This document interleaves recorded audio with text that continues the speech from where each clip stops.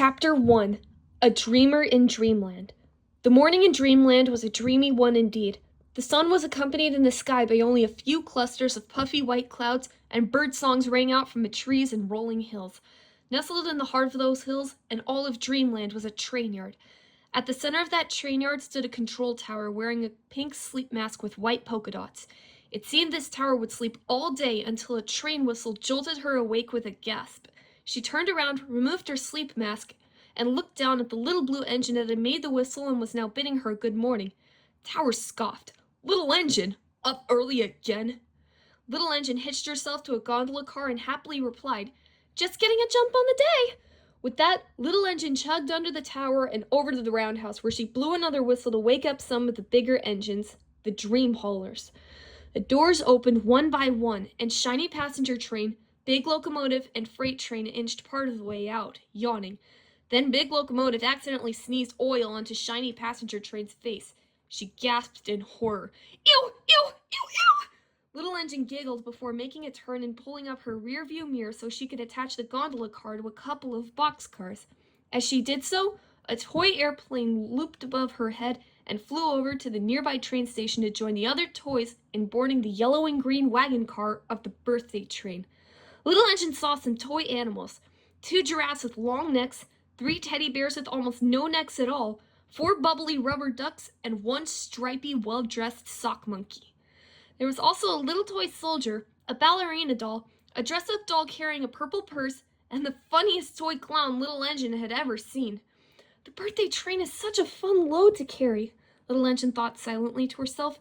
Engine 35 is so fortunate today.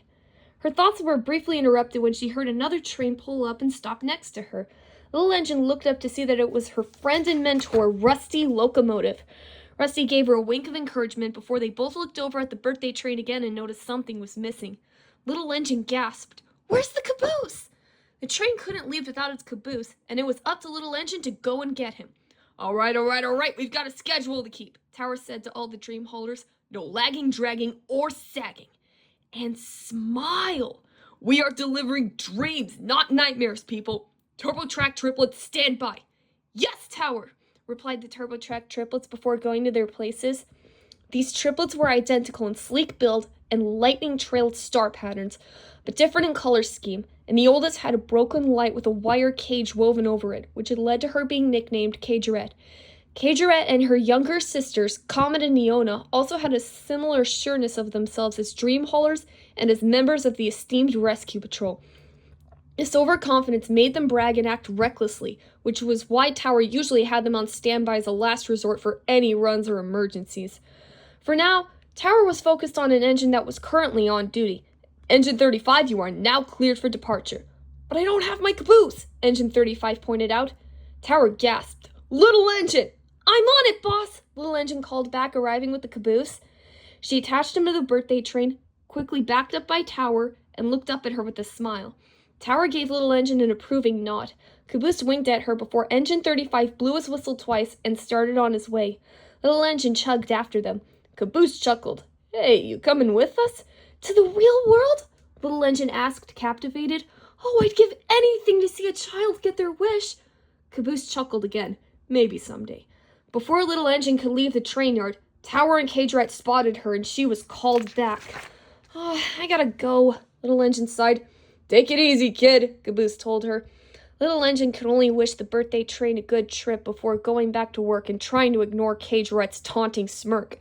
Big Locomotive was next at the depot to receive his load and orders from Tower. "You'll be delivering wishes and dreams on track 19. "Well, sure, as soon as I get my boxcars." Tower growled. "We need that shunter!" "Do we really, though?" Cagerette questioned under her breath.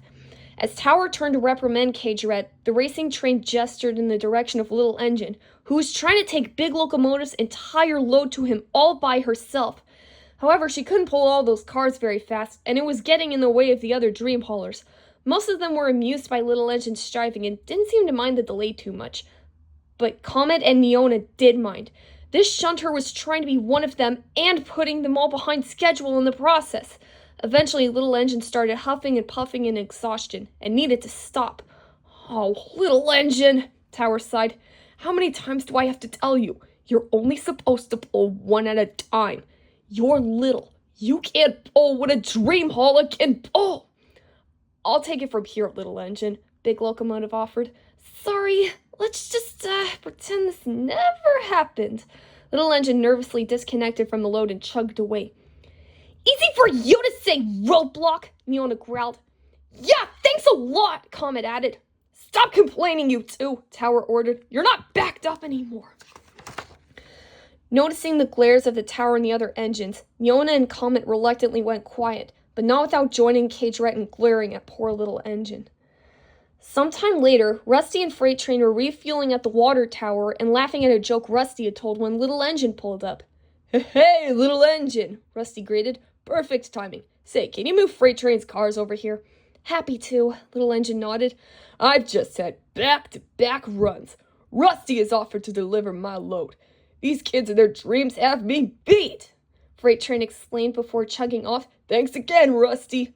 So, kid, I saw you earlier.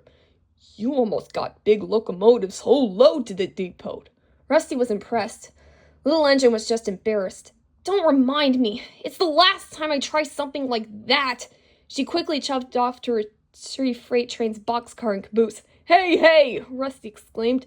You'll never be a dream hauler with an attitude like that. Come on, everybody knows I'm just a shunter. I move boxcars around the yard. Little Engine attached Freight Train's cars to Rusty for emphasis before coming up to chug beside him. Shunters don't haul dreams, says who? Rusty wondered. Now tell me you don't think about pulling a load yourself someday. Okay, maybe I do.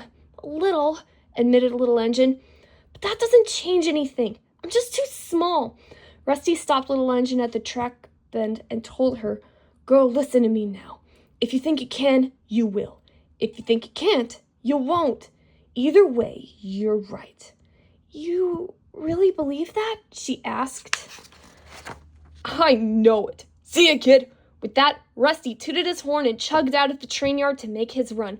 Watch your Turk on those turns, Little Engine called after him. Then she sighed dreamily. Next stop, the real world.